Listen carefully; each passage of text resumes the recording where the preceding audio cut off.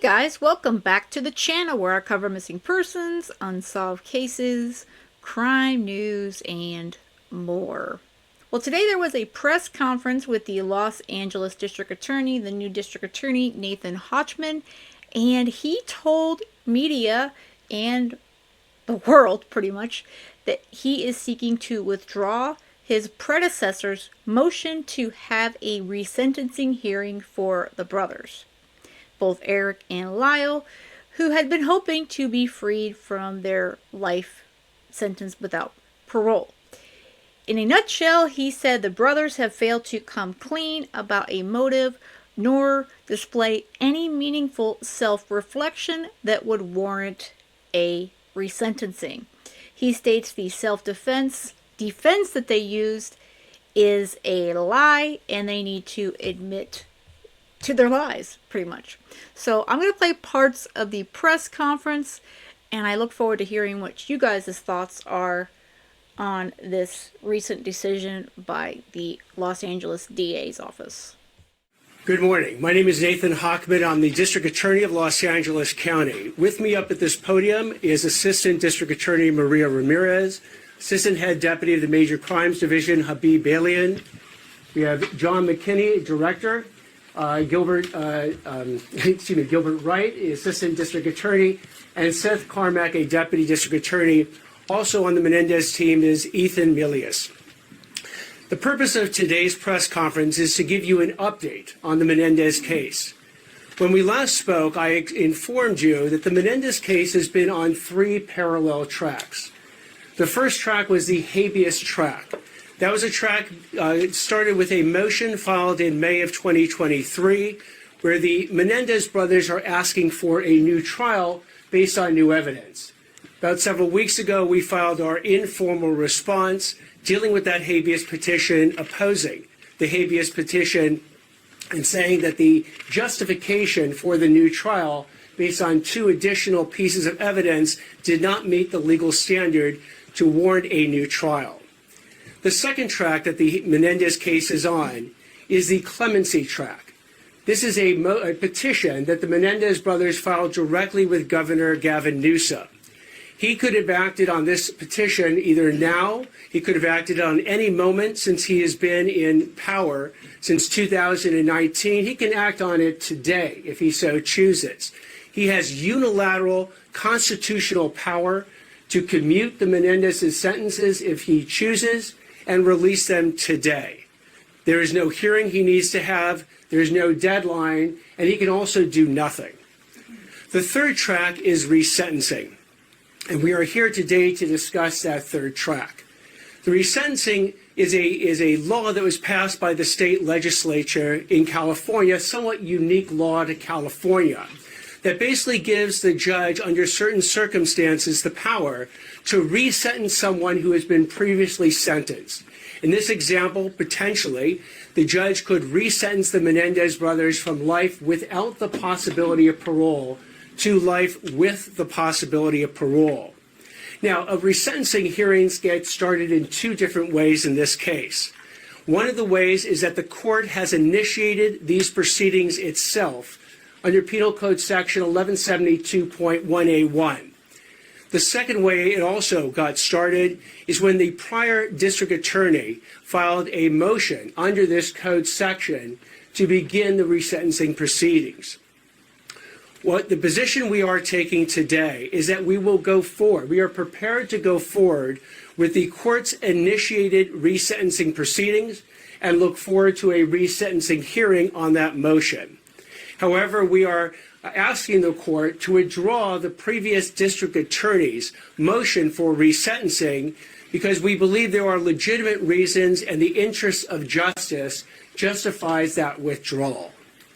Now, when one deals with resentencing, one of the key hallmarks of resentencing is, do the defendants pose an unreasonable risk of danger to the community? One way to decide if they pose that risk is to understand if they have been rehabilitated.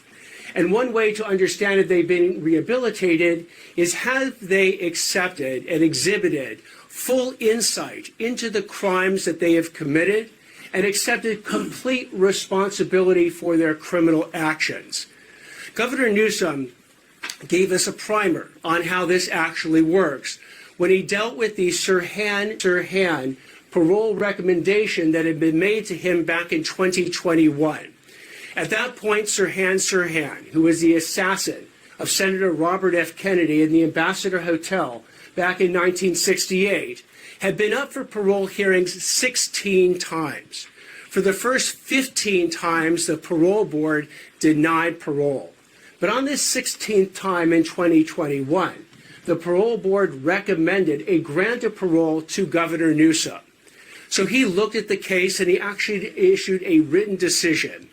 And in that decision, he analyzed the factors that were both in favor of parole, and there's an analogy to resentencing, and the ones that weren't. The ones that were in favor for parole was that at the time of that parole hearing recommendation, Sirhan was 77 years old. He had been in prison for 54 years. He was suffering from a diminished physical capacity. In his childhood background, he had lived through a war-torn area. He was 24 at the time that he committed those crimes. And while in prison for those 54 years, he had engaged in comprehensive involvement in rehabilitative and self-improvement programs. He earned his Associate of Arts degrees and other certificates. He engaged his classification score, which is an analysis by the California Department of Corrections and Rehabilitation as to what type of risk level you're at, was at the lowest. It was a 19. In fact, the California Static Risk Assessment said it was that lowest level. His rule violation reports, that's the number of reports that he had experienced since he had been in prison since 1968, was 2. And the last one was in 1972. He had letters of support from prison officials, and he had letters of support from 3 of the 9 living Kennedy family members. Yet the governor looked at all those positive factors, recommending parole for Sirhan. Now it's in 2021, 2022. But he said that one factor overcame all those other factors. And that one factor is that Sirhan had not demonstrated full insight into his crimes. He had not completely accepted responsibility for his actions based on his multiple stories of what had occurred that night in 1968. So notwithstanding the fact that he did not, he had all these positive aspects, and he had the parole board recommending a grant of parole, in January 12, 2022, the governor wrote that Sirhan poses an unreasonable risk of danger to the community and denied that parole. The reason this can be an instructive case is that there are almost no cases right now on Penal Code Section 1172.1, the resentencing statute. But the focus of it is the same focus as we have in the parole context. Is there an unreasonable risk of danger to the community by these particular people? In Sirhan, he was a murderer of Senator Robert F. Kennedy, and he shot 5 additional people that night. And here we have the Menendez brothers, who are murderers of their parents the night of August 20th, 1989. While Sirhan is 77 at the time that Governor Newsom made his decision, right now the Menendezes are either 57-year-old for Lyle Menendez or 54-year-old for Erik Menendez. They've served 35 years in prison. Sirhan served 54 years. They don't suffer from the diminished physical capacity that Sirhan does. They had also childhood allegations of physical, sexual, and emotional abuse in their childhood, while Sirhan had never been arrested or charged or convicted of any crimes before his offense. Erik Menendez had been arrested for multiple residential burglaries and received diversion. And Lyle Menendez had also been arrested for multiple residential burglaries. When it comes to rehabilitative programs, yes, both Sirhan engaged over the 54 years in significant programs, as have the Menendezes. When it comes to education that they earned, Sirhan earned an Associate of Arts degree.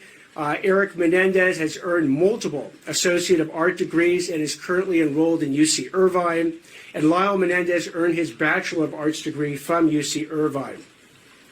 As far as classification scores, they're all at the same level, a 19, which is considered the lowest level you can be at in the prison system. With respect to that California Static Risk Assessment, they're all at the lowest level. Rules violations, you had 2 for Sirhan, the last one in 1972. You have 9 for Erik Menendez, the last in 2021, and 8 for Lyle Menendez, the last in 2024. They each have letters of support from prison officials, and the Menendezes have multiple letters from all living victim family members aside from one who recently passed. And they received those letters in support of their being released. With respect to them, the key issue of exhibiting insight, full insight into their crimes, and completely accepting responsibility for their actions, this is where the Menendezes, like Sirhan, also fall short. As we lay out in our pleading, which is now 87 pages long, we go through a 60-page statement of facts, which is different, by the way, than the 3 pages that the prior motion had laid out as far as the crimes that are involved. And as we show, the essence of the defense that the Menendezes have maintained from the first trial into the second trial to the present day is that they acted in self-defense. They had an actual fear of imminent harm, in essence, that their parents were going to kill them the night of August 20th, 1989.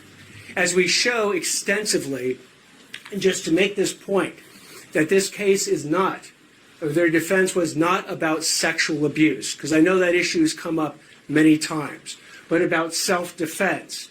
I take you to both Erik, Lyle's, and their own attorneys' statements. At trial, Erik testified, and he was asked, "Did you kill your father because he sexually molested you?" Answer, no. "Did you kill your parents because you hated them?" Certainly no, was the answer. "Did you kill your parents because you wanted their money?" Answer, no. "Did you kill your parents as an act of mercy?" Answer, no.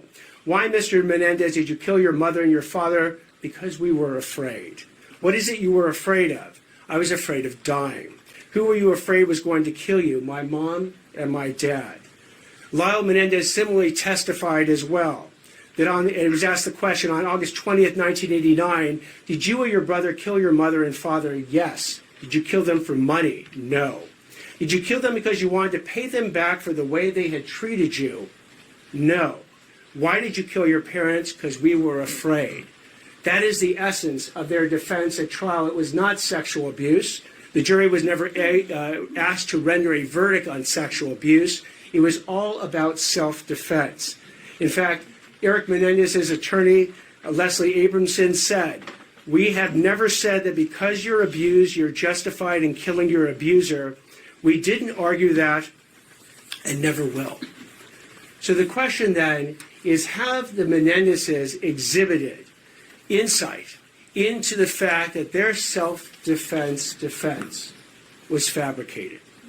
And as we go through the iterations of their defense that they issued from the time that they were arrested until the time that they went to trial, until the present day, what you will see is that the self-defense was the last iteration and version of their defenses. Because remember, the first defense that they came out with was, "We didn't do it. That's not us." If you remember the 911 call, if you remember Erik Menendez screaming and crying when the police came out that night, he says to the police, "We're going to kill them," referring to the people who had just murdered his parents. "We're going to kill them. We're going to torture them." Who would have done this thing? The answer is the Menendezes. But their first iteration was it wasn't them. It was either the mafia or the cartel were the dirty business associates of Jose Menendez.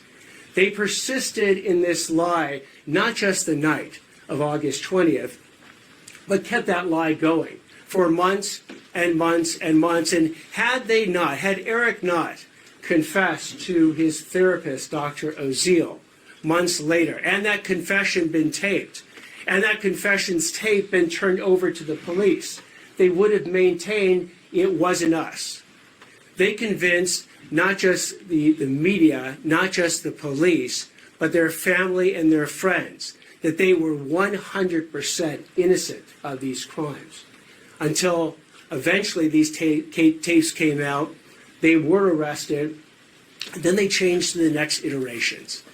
Because the next iteration of the story was when Lyle Menendez gets his girlfriend, Jamie Pisarek, to visit him at prison and says, I want you to testify that my father drugged you and violently raped you, establishing that Jose Menendez was a violent rapist. Jamie Pisarek refused to do that. So the next iteration of the story was that Lyle Menendez asked Jamie Pisarek and said to her, well, Erik Menendez was raped by my father, but I was raped by my mother. That's a story that was then repeated to Erik and Lyle Menendez's uncle, Carlos Baralt, that Erik Menendez was molested by the father, but Lyle Menendez was molested by the mother. That iteration didn't go forward. The next iteration that ultimately came out at trial, and just before trial, was that both boys were molested by the father. But as you heard a moment ago, that wasn't a defense to the charges of first-degree murder with special circumstances. Because you had to add one more thing that the jury was now going to consider, is not just that they were sexually abused, but they were actually in actual fear of imminent harm, of their lives being taken by their parents the night of August 20th, 1989. So self-defense is the defense that they set forward at the trial. But what we show in our pleading is we go through the timeline to show that the Menendezes have basically engaged in not just the ultimate lie of self-defense, but a whole series of lies around it. And they took actions that were both premeditated and deliberate, not just sort of immediate responses to their parents somehow threatening them the night of August 20th. We point out that days before the murders on August 20th, on August 18th, the Menendezes drove 120 miles to San Diego to purchase shotguns and ammunition and used a fake ID and a fake San Diego address to make sure that the guns and the ammunition would not be connected to them. The day before the killings, August 19th, they go to a firing range and they find out that the birdshot ammunition that they had bought isn't good enough to kill someone. They're told you need buckshot ammunition in order to actually kill someone, and they buy it that day. Hours before these killings, at roughly 10:20 p.m. on the night of August 20th, Lyle Menendez contacts one of his friends, Perry Berman, to set up the alibi. And the alibi was that they were going to go to Batman the movie at the 8 o'clock showing. And they would be at that movie when the killings would have occurred, and then meet Perry Berman at the Taste of LA event afterwards. They set this up before the killings.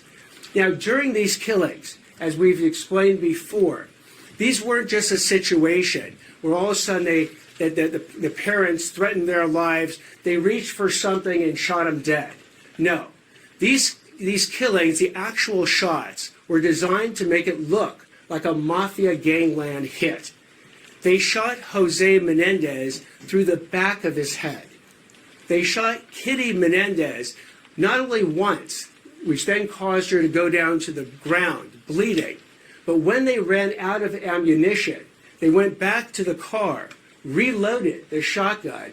Then Lyle Menendez took the shotgun, put it up to Kitty Menendez's face, and pulled the trigger. Again, to make it look like a gangland shooting, but that was not enough. They then, while they were dead, shot them in the kneecaps. to make it to complete the picture of what a gangland shooting would be. And at that point, they also had the presence of mind to pick up all the shotgun shells that were lying in the den, because they were worried their fingerprints might be in them. They then called Perry Berman to establish the alibi and went to the movie theater to buy the tickets, only to find out they couldn't buy the 8 o'clock showing because the next showing had already occurred. And Perry Berman had already moved on to a different event, so they couldn't meet up with him. So they took all those shotgun shells, they took the bloody clothing, they go to a gas station dumpster, and they dump it in the dumpster. But now they got the shotguns, what to do with them? They had the presence of mind to drive up to Mulholland Drive and throw the shotguns off the hill on Mulholland Drive. They then went back to the house. When they get back to the house, that's when they made the 911 call that someone killed our parents. And then when the police arrived, that's when they said, as I said before, when Erik and Lyle are running out screaming and crying, and Erik says, I'm going to kill them, I'm going to torture them. Who would do this? Knowing, of course, that it was him and Lyle who had done that exact crime a little more than about an hour and a half beforehand. So you had a situation then where thereafter they engage in this deception, the mafia hoax, the lies to their friends, their family, the media, and the police. And what's interesting as well is the actions they take immediately afterwards. If these were kids that had just lost their parents, you would think the last thing in their mind would be to check on where the will is. But sure enough, within 48 hours, they go ahead and obtain the computer that they believed a new will had been written on, disinheriting them, bring in a computer expert to delete and then double delete all the files dealing with Erik, Lyle, or Will that are on the computer. Go ahead and remove the safe from the family home into a neighbor's home to look at the safe only to determine there was no will in that. And then even go to the bank safe deposit box to go ahead and see if Jose Menendez had put the new will there, disinheriting his sons as he told them he was going to do. So the story again keeps going on, and today Erik and Lyle Menendez, at least from the beginning, fully expected for them never to go to prison because they had successfully convinced everyone that they didn't do it until they spoke to Dr. Oziel. And Erik, feeling the pangs of guilt, feeling even suicidal, talked to Dr. Oziel and basically told Dr. Oziel that they had done it. When asked about why they killed their father, they didn't mention self-defense. Why they killed their mother that night, they didn't mention self-defense. What they said about the father, what Erik said, is that he was a controlling, dominating force, and that is the reason that he was killed. When he was asked about the mother, he said the mother would be a witness to the crime, so she had to die. That the mother was so miserable because the father had had an affair that we needed to put her out of her misery. That the mother could not live without the father, and if we were going to kill the father, we had to kill the mother. What doesn't happen in any of the tape conversations with Dr. Oziel, and remember, he is being brought on by the attorneys to eventually go ahead and prepare a defense to the murder charge. So what they never tell Dr. Oziel in all the tape confessions is that they were in any fear of their life that their parents were going to kill them that night or any night, and that they experienced sexual abuse by the father. So the story then goes on, because once they get into jail, additional lies come up. I've spoken before about the lies that Lyle tried to tell with Jamie Pizarnik about her being violently raped by Jose Menendez. They also enlist another of Lyle's girlfriends, Tracy Baker, where Lyle literally writes her a script, a letter that is found later, that lays out a story of the mother trying to poison the Menendez brothers and the entire family. Tracy Baker actually testifies to this false story in the first trial, though not in the second. And not only that, but Erik and Lyle Menendez each testify to this fake "mom's going to poison us" story. What we also find out is that Lyle enlists one of Erik's friends, a guy named Brian Eslamania, to go ahead and corroborate the self-defense story. How is he going to do it? Because the letter that Lyle writes to Brian Eslamania, which is actually found by the police, he has detailed instructions down to the actual word that Brian's supposed to say that the day before these killings, the Menendez brothers came to him to get his handgun in order to establish that they had this fear of their parents even at 24 hours before and tried to get a handgun. That is actually disproven. And when it's disproven, again, Brian Eslamina says, look, I didn't have that conversation with the Menendez brothers, and I didn't even have a handgun to give them, even if they said that I did. So you had these situations. The Brian Eslamania attempted suborning perjury. The Jamie Pizarczyk attempted suborning a perjury. And the Tracy Baker actual suborning a perjury that the Menendez brothers engaged in to establish this self-defense. But it failed. And the reason we know it failed is that a jury heard all this evidence. And the jury, the second jury, the first jury hung. But the second jury that heard all this evidence rejected the self-defense and found them guilty of first-degree murder for both parents with special circumstances. And what's also important to note is that this conviction has been run by 5 different courts over the last 30 years. It went to the California Court of Appeals. It went to the California Supreme Court twice. It then went to the U.S. District Court. It then went to the U.S. Ninth Circuit Court of Appeals. The Menendezes have brought up every single argument that they bring up now about the faulty jury instructions, the exclusion of certain sexual abuse evidence at the trial, about certain other court rulings, and it's been rejected and rejected and rejected over and over and over again. So, in looking at then whether or not the Menendezes have exhibited the full insight and complete responsibility for their crimes, they have not. Because, and we outline this in 20 different lies that they have told, which is an attachment to our submission. They have told 20 different lies. They've actually admitted to 4 of them, but 16 lies remain unacknowledged. They persist in these lies to this very day. So like with Sirhan not being able to exhibit full insight into his actions, so too have the Menendez brothers failed to exhibit full insight into their actions. Now this press conference, as you can see, goes on for like 51 minutes. It's hard to interrupt the DA here because this is so well researched and thought out.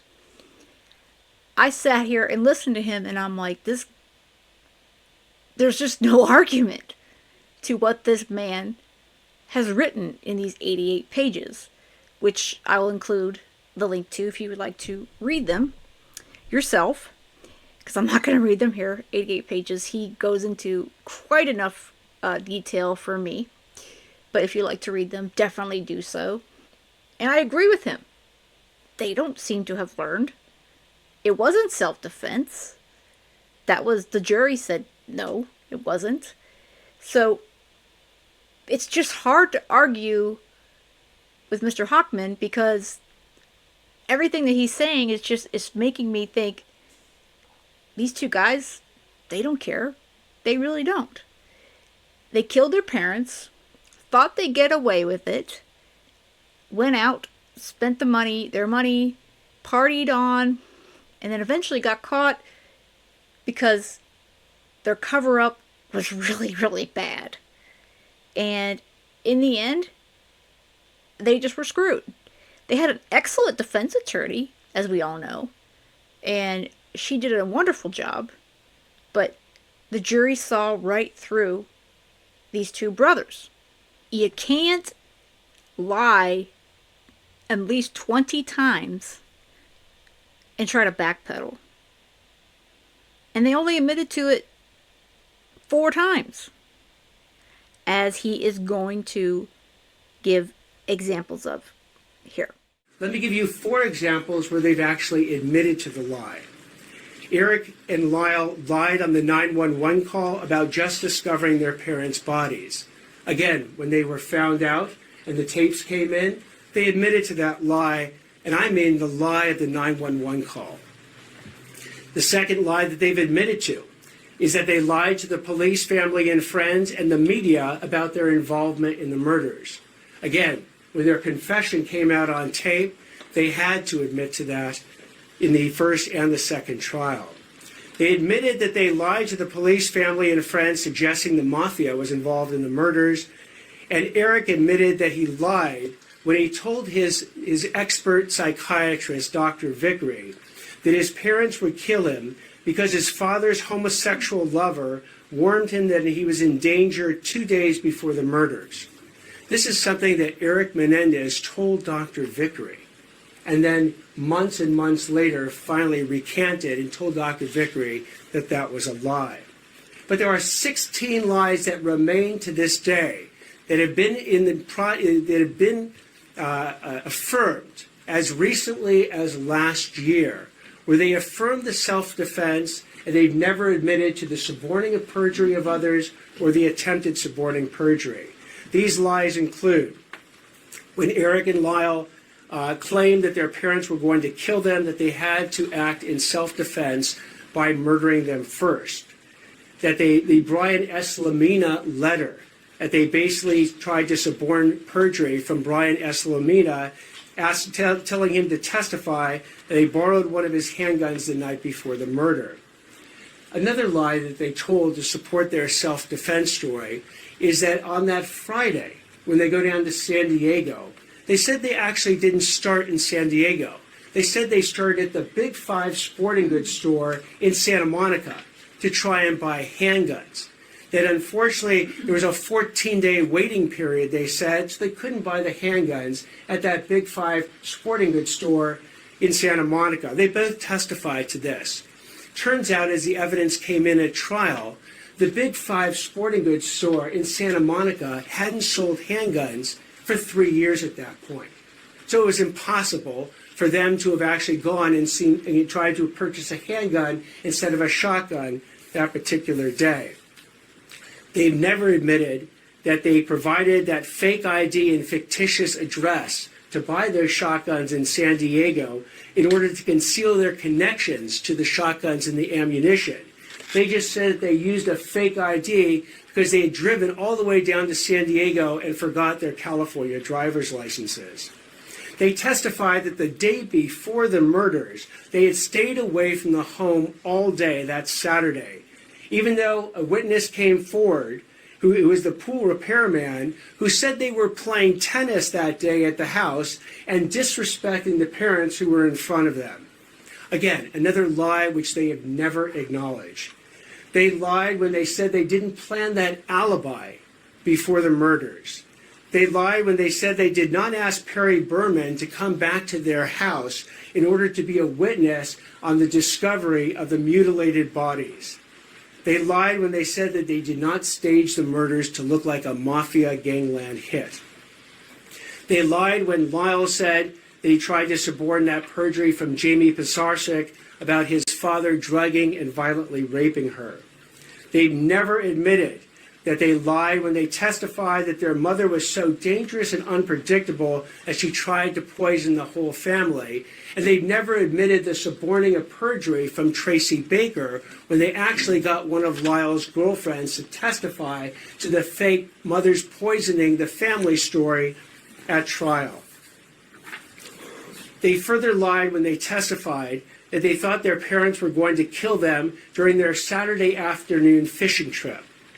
They lied when they testified that when they burst into the den with their shotguns, that it was too dark to see and their parents were standing up or moving towards them.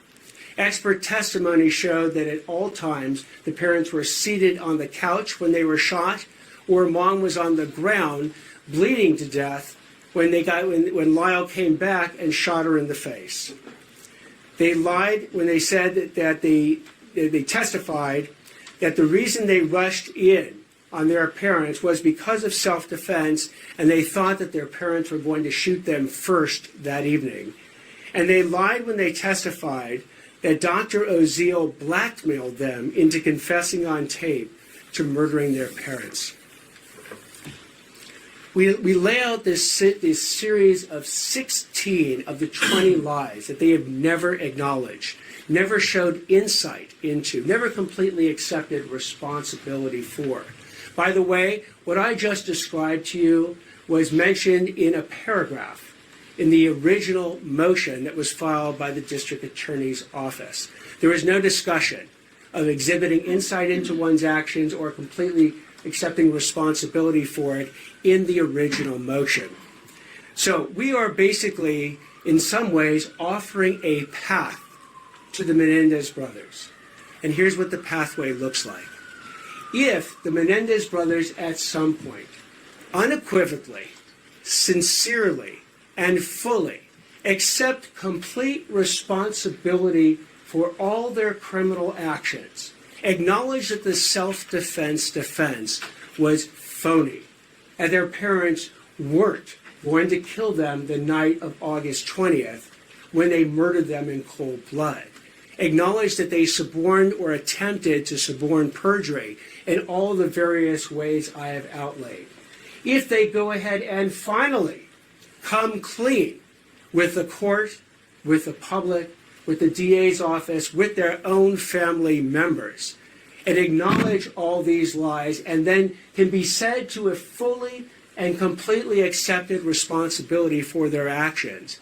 In the future, the court can weigh these new insights into making a determination as to whether they now qualify for rehabilitation and resentencing. And the people will do the same.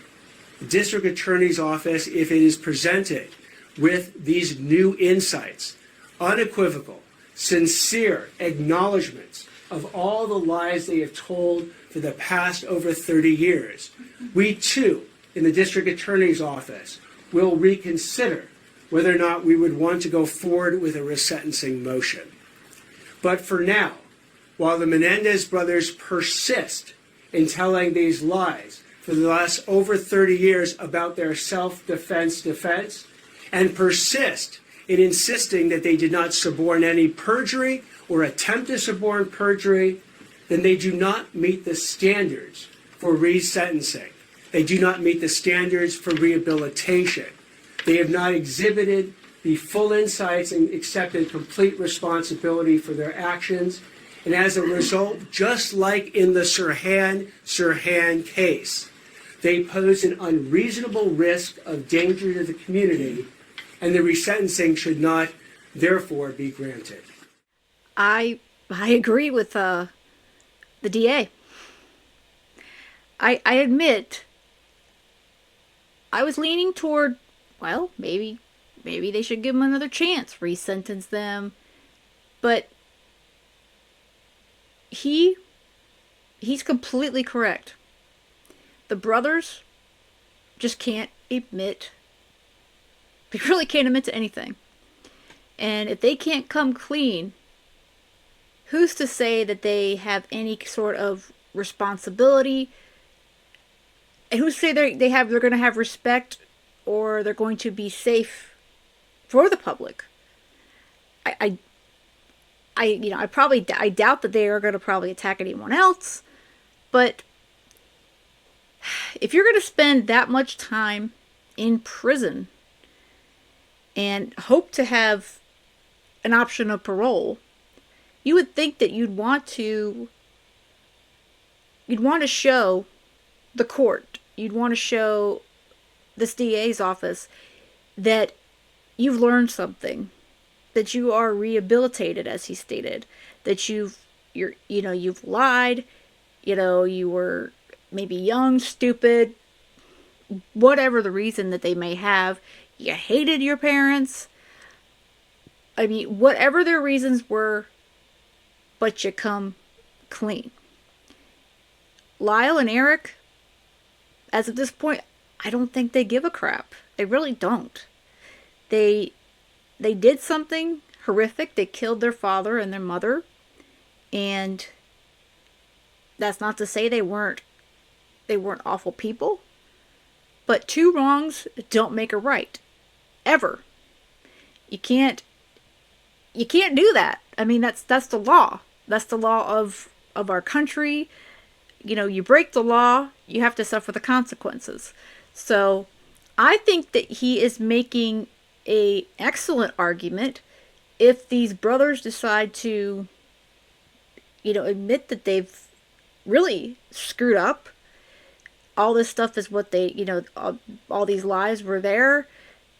Tell the truth for more than, a handful of things. Say, hey, we screwed up.